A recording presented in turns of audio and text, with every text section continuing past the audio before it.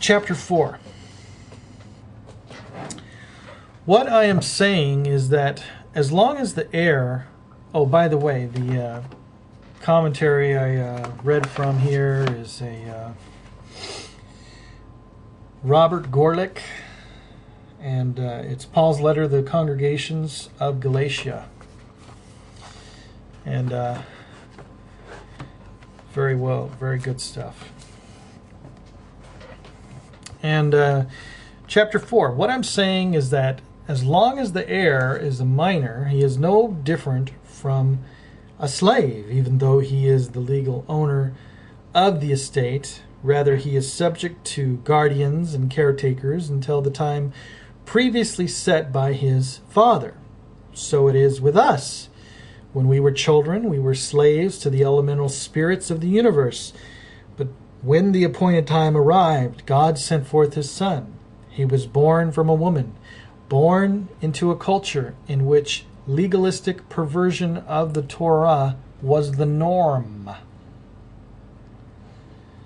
so that he might redeem those in subjection to this legalism and thus enable us to be made God's sons. Now, because you are sons, God has sent forth into our hearts the Spirit of his Son, the Spirit who cries out, Abba, that is, dear Father. So through God, you are no longer a slave, but a son. And if you are a son, you are also an heir. In the past, when you did not know God, you served as slaves, slave beings, which in reality are non-gods. But now you do know God, and more than that, you are known by God. So how is it that you turn back again to those weak and miserable elemental spirits? Do you want to enslave yourselves to them once more? You observe special days, months, seasons, and years. I fear that my work among you has been wasted. Now, I'd like to point out that this letter is to the Gentiles. And so, when he's talking about observing special days, months, seasons, and years, and talking about elemental spirits, he's talking about the pagan gods. He's talking about the festivals of the pagan rituals, and he's not talking about Judaism here. In all likelihood,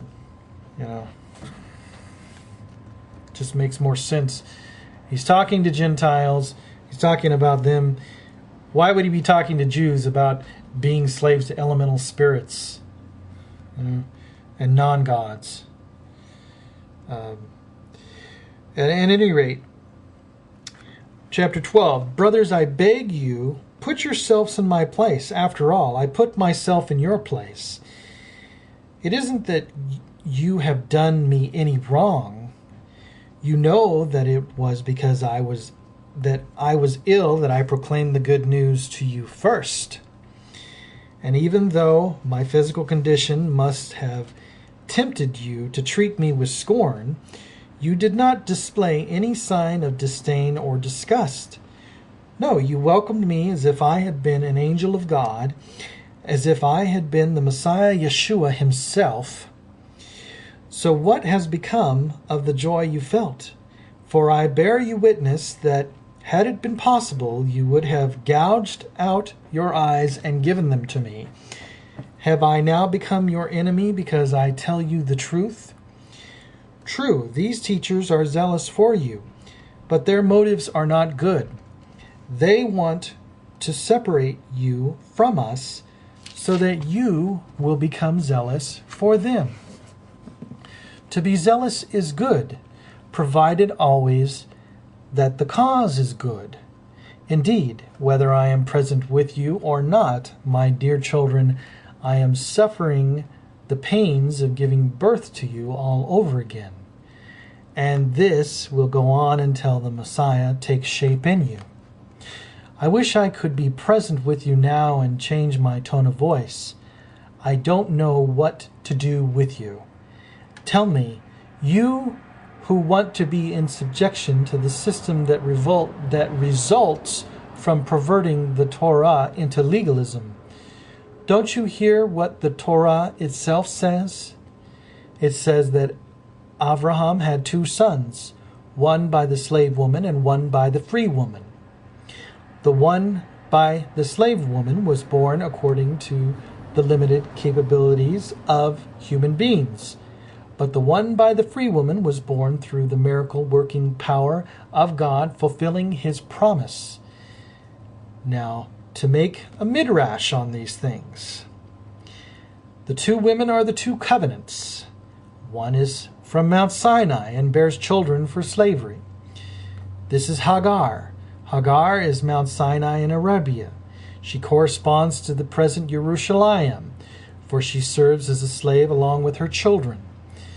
But the Jerusalem above is free. She is our mother, for the Tanakh says, "Rejoice, you barren woman, who does not bear children. Break forth and shout, you who are not in labor, for the deserted wife will have more children than the one whose husband is with her." Now let me just pause for a second here and say, isn't it ironic that those who would say Paul is against Torah, that he speaks against Torah, that Paul constantly quotes from Torah? He constantly uses Torah to make a point in his discussions. Why would he do that if he was against Torah? Okay, I just I'll throw that out there, okay? Something that somebody else has shown to me, I'm sharing it with you. Now, regarding the 2 women, the slave and the free, we're talking about 2 kinds of Torah here, okay? We're not talking about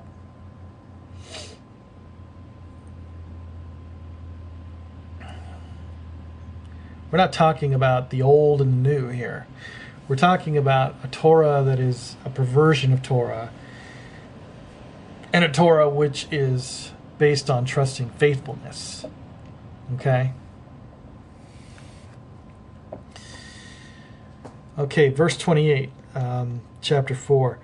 You brothers, like Yitzchak, are children referred to in a promise of God.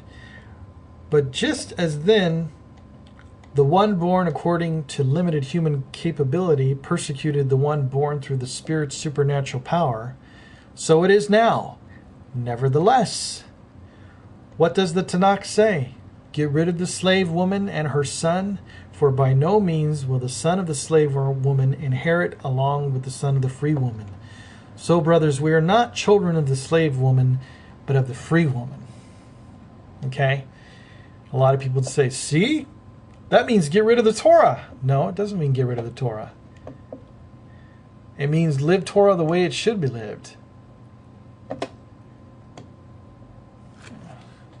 Chapter 5.